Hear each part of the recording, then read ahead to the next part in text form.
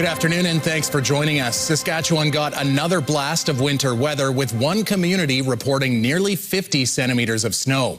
It's been a busy day of snow clearing for many across the province. Environment Canada says some people in Etonia, southwest of Kindersley, are reporting 48 centimetres of snow. One meteorologist says Regina and Moose Jaw got about 20 centimetres and Saskatoon got about 15, adding that it's not uncommon to get a heavy spring snowfall. We have that cold air that's still lurking to the north, but that warm air is still trying to come up from the south. So you get the clash of those two, and it always leads to bigger snowfalls just because warm air can hold more moisture. Lang says don't put away the winter gear just yet. Environment Canada is tracking another system expected to hit next week. While many in Saskatchewan are sick and tired of the snow, a quick melt may not be the best outcome. Environment Canada says that a quick melt has the potential to cause flooding, especially in areas with a large snowpack. Rain falling on top of the snow could also lead to flooding problems for regions that haven't received much moisture this year, like the southwest part of the province. Both rain and snow could be beneficial at this point. They just haven't gotten a lot of the storms that have passed through. There's been a really persistent storm track through the winter, through central Alberta that came right through sort of along Highway 16, and anything north of Highway 16 has a huge snowpack. So again, I don't think they want to be accumulating it anymore, whereas the dry areas do want it. Lang says at this time of year, it's tricky to know when precipitation will be rain or snow because of the heat of the sun and the cold air from the north.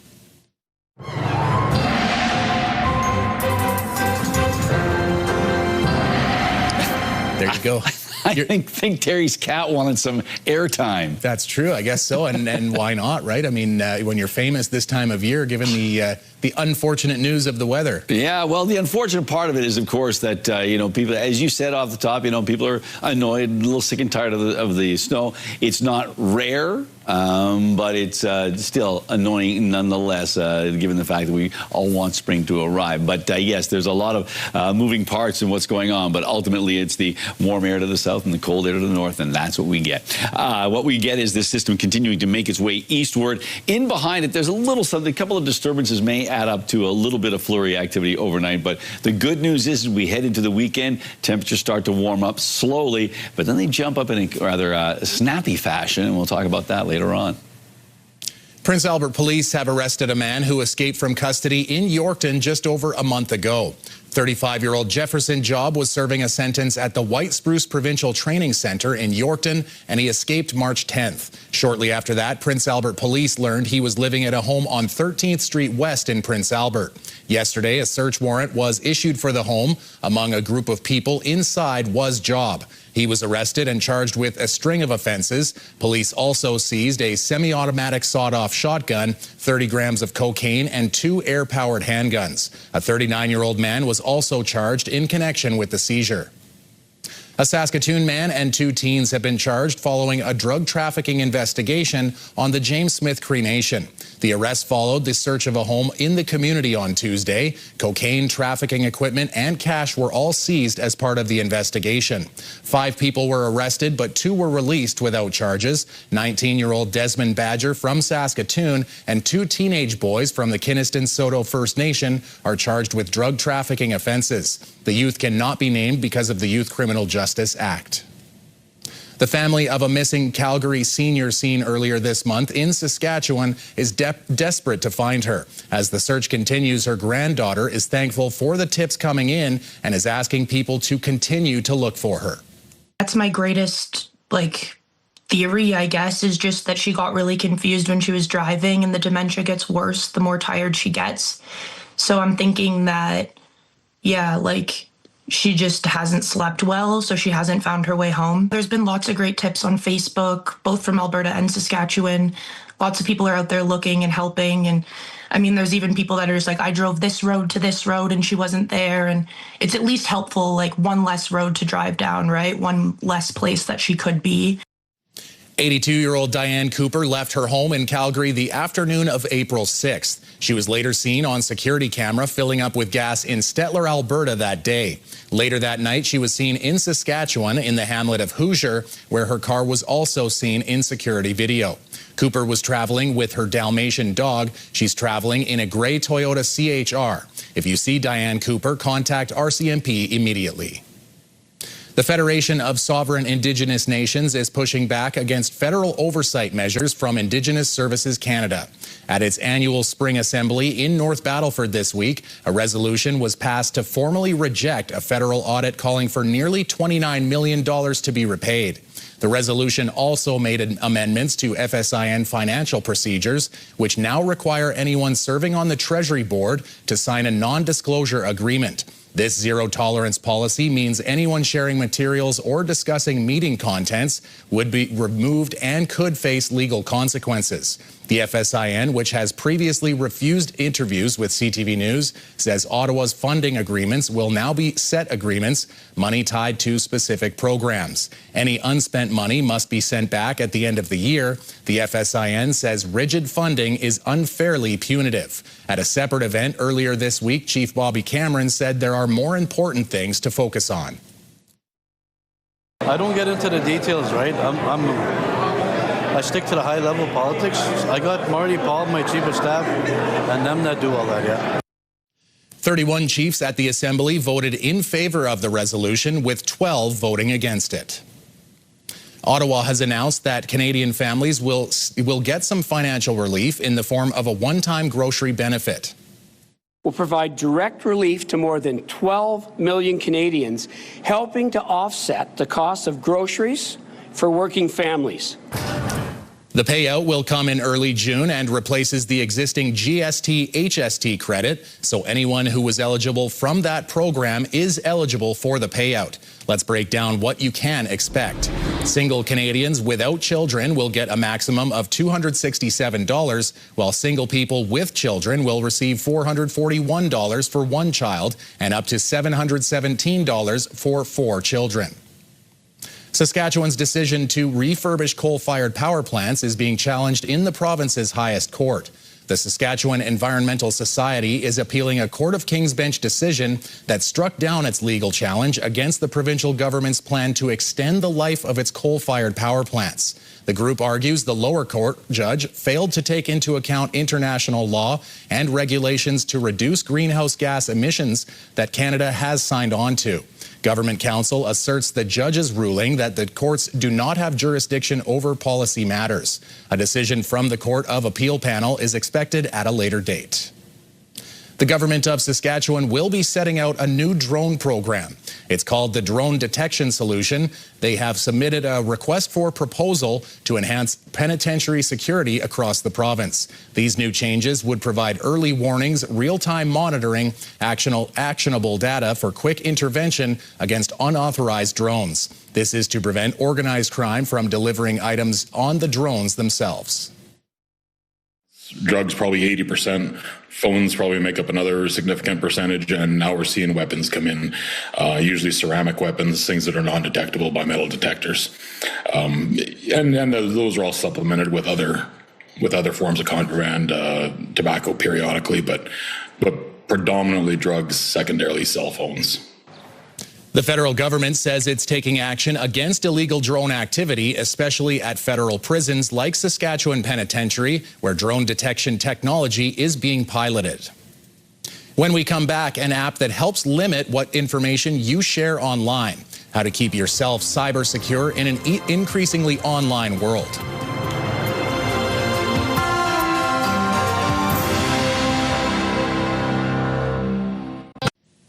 Sharing too much online can be dangerous, but people often don't know that they're doing it. Now a group of students in Montreal have developed an app that flags risks before posting. Sweet Arasi explains. Smile. It's a perfectly ordinary photo of these teenage girls, but watch what happens when it goes through their app. This image has a lot of risks. Something you probably didn't even notice. The students have their school crest on their uniforms, and that small detail can be used by strangers online to figure out where they are. So the girls came up with a solution, an app called Safe Trace. Zinyi Zhang is the co-creator. The AI analyzes potential risks and personal information that can be revealed from the image. Built by these 5 students at the study, the app doesn't just flag the risks, it fixes them too. Using AI, it scans the pictures and alerts users to anything that could reveal locations or personal information. From there, it's up to the user to decide what they want to remove. And in seconds, the app provides the safe version of the photo. Say you have a public account and you upload it, people can dox you because they can use this address and say, oh, you live on this street, you live in this city. The students created the app as a way to prevent anyone from being a victim of doxing, which is the malicious act of sharing someone's private information online. According to the government of Canada, women are more often targeted than men, and 1 in 3 young women have experienced some form of online harassment. Amalia Leogis is the director of IT. My hope is that we can show that young girls can change the world. A free app made by these students to keep all women safe. Sweet Arasi, CTV News. Robots are becoming a growing part of people's daily lives, with one Canadian think tank suggesting the robotics sector will become a billion-dollar industry in Canada by 2030. Companies from across the country gathered in Waterloo this week to show off their innovations. Karis Mapp has the details. If you move your body with it, like you're dancing with it. An exoskeleton to help people with mobility challenges. A creation from a company in BC meant to make a difference for people who've had neurological injuries. Spinal cord injury or people who experienced a stroke, cerebral palsy. This was one of the many impressive machines on display at the Worldwide Robotics Trade Show in Waterloo. It's a medical device, so we have started working on this technology since 2016. We made lots of successful prototypes until this one, which is the production unit, and it's ready for sale. And at $230,000 each, these kinds of robots are also big business. The show giving specialists in the industry a platform to share what they've been working on. Top-notch leaders of the community of robotics. We are having panels. We have, brilliant speakers. There are a lot of people coming. Today we have 300 people. The event, a first of its kind in Ontario, was held at Spur Innovation, which is a transforming space that's long been familiar to the region's tech sector. Originally the RIM BlackBerry campus that we purchased last year. And so we've been slowly updating and modernizing and turning this into a data center for sovereign AI and for private AI in Canada. Highlighting the region's rich tech history to the country. This is the place where a lot of the guys 20 years ago, we know who they are. They put this place on the map, and we're just, we're standing on the shoulder of giants. The show also putting local talent in focus. ClearPath Robotics from Waterloo is designing robots for research and everyday tasks. Using these robots, you can increase your efficiency, increase your business, reduce the downtime. Those are kind of the things that you can do. Driving home the many uses of robots for day-to-day life. They can deliver your food while using a sensor to pick up on cracks in the sidewalk, and that information is fed to the city. So we have a real opportunity here in Canada to move forward in a more informed and intentional way, while also pushing forward our economy. With machines that aren't just for scientists anymore. Karis Mapp, CTV News, Waterloo. When we come back, Jeff breaks down the weekend weather forecast and a new initiative to help Canadians prevent future heart attacks and strokes.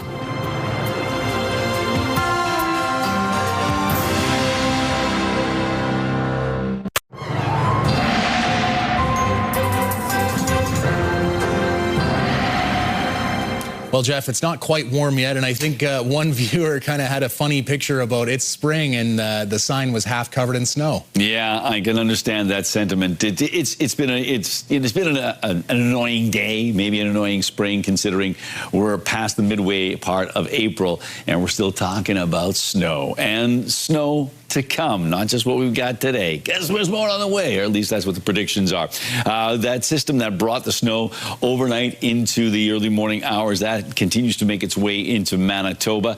And as it does, things are going to calm down a little bit, but it's next week when we might see a little something, particularly around Wednesday or Thursday. We'll have to wait and see what the timing is like. But yes, as John mentioned at the top of the program, a number of places, particularly towards western Saskatchewan, got a lot of snow, and that was anticipated. So there goes our futurecast. You can certainly see that snow pulling up and away, moving into northern Ontario. And then in behind it, a couple of disturbances here and there. So there's a slight chance of flurries or rain showers in many parts of the province, but it's really spotty in nature and not a particularly windy Saturday. So that's good news in that respect. So Spiritwood overnight tonight, dropping down to -6 degrees, partly cloudy. In most places, increasing clouds. And with those increasing clouds, the chance, and probably about a 30% chance of some flurries. -4 for the Battlefords, -8 for Candle Lake and Birch Hills, -7 the overnight temperature in Rostern, -11 in Nipawin, and tonight dropping down to -9 in Melfort. Now on to our highs for tomorrow and sky conditions. 3 degrees with cloudy skies in Spiritwood, cloudy and 6 in the Battlefords. 2 on the plus side for Candle Lake, Birch Hills, and Rostern. All 3 locations dealing with cloudy skies on Saturday. Mainly cloudy conditions for Nipawin, 2 degrees there as well. And Melfort just getting to the old freezing mark, 0 degrees tomorrow with cloudy skies. Now, let's take a look at Prince Albert in detail. So the Gateway City expecting -7 degrees overnight, a slight chance of flurries, and the winds backing off. And then as we roll into Saturday, a high of just 3 degrees, so about 7 or 8 degrees below seasonal for this time of April. Mainly cloudy conditions, winds from the northwest at 15 kilometers an hour. And then as we take a look at the long-range forecast, staying at 3 degrees on Sunday, Monday up to 9, which is still below seasonal. As John mentioned earlier on, a slow melt is probably a good strategy right now. 12 degrees with mainly sunny skies on Tuesday, and then temperatures start dropping off again. A chance of some showers on Wednesday with a high of 7, a chance of some flurries on Thursday and a high of 2. And 1 week from today, falling back to 1 single digit. There you go, 1 degree for a daytime high a week from today. So the warm temperatures don't look like they're sticking around. Not for too long, and I guess for the little bits and spurts of it that we have where there's melting, I think it's going to be gumboot weather out there. That's the name of my new country album. There you go. Thank Sounds you. like a good one. Well, Jeff, the Regina Pat Canadians are headed to the TELUS Cup as the Western Region representatives for the 2nd straight year. They hope to be the first repeat national champions since the Red Deer Chiefs did it in 2012 and 2013. Last year, it was Maddox Schultz who was the overtime hero in the championship game. This season, Schultz averaged nearly 3 points per game in 21 games played this season, and he thinks Regina has the roster to make a run at a repeat. I think some of the older guys on this team that were a part of the team last year are kind of going to lean on the young guys to battle. It's going to take a lot to win, and back-to-back is pretty hard for a group to do. So yeah, like I said, I think we got the group to do it. The TELUS Cup starts Monday from Peterborough, Ontario. Some of the best senior athletes will be in Saskatchewan in a couple of years. Regina has been selected to host the 2028 Canada Senior Games. The city was the first host of the National 55-plus Games in 1996. The games will be played August 21st to 28th, 2028. The games, which take place every 2 years, had been set for this summer in Winnipeg, but were postponed due to funding challenges. Do you have a community event you would like to promote? Or maybe you'd like to draw attention to your organization. Let your local CTV station help you spread the word. Contact us at 306-922-6020 or email panews@ctv.ca. You can appear on CTV Prince Albert's News at 5 and get your message to our viewers.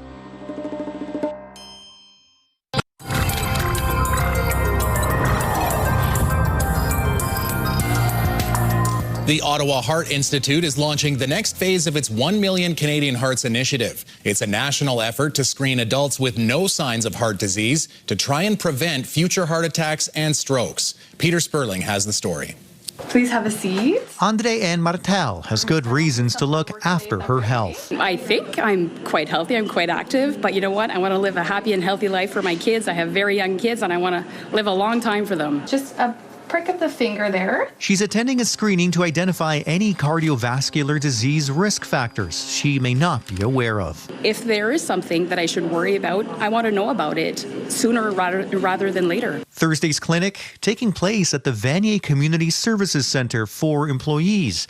It's part of the next phase of the Ottawa Heart Institute's 1 Million Canadian Hearts initiative. It's all about prevention. The screenings are offered to adults aged 18 years and older with no known heart disease. We're aiming at people who don't already have cardiovascular diseases and hoping to, promote some lifestyle changes or any little tidbits of information we can give to them to reduce the risk of developing it. Participants identified as needing follow-up care will be referred to their primary care providers or connected with specialized programs at the Ottawa Heart Institute. It's really here that we can provide tips to intervene to ensure that it does not progress to disease. Now I want to do your blood pressure. Appointments for screenings on site at the Heart Institute can now be booked online. The program is also working with partners to expand into the community. And thank you so much for participating. So there can be more clinics like this one. We're offering free screening to our employees through this wonderful partnership. And I'm here because I also care about my heart health. Peter Sperling, CTV News. Brought to you by Saskatchewan Union of Nurses. Thank you to Saskatchewan's 11,000 registered nurses. Jeff, despite our best efforts, it turns out there is a lot less conversation going on in the world. This is according to some new research. It says we are speaking less. Scientists at the universities of Missouri, Kansas City, and Arizona found between 2005 and 2019, there was a 28% decline in spoken words. That works out to an average of 338 fewer words being spoken each day.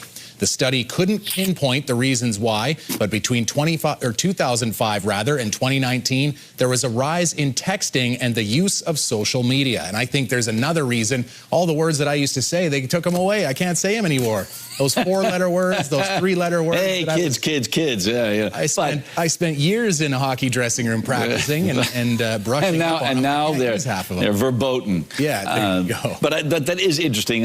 We can't narrow it down. I think we all know that that's part of the biggest part of this has got to be this. Yeah, and then what's the emojis and the acronyms like LOL and TL? Have you ever heard that one? Too lazy. Okay, I thought you were going to say something else.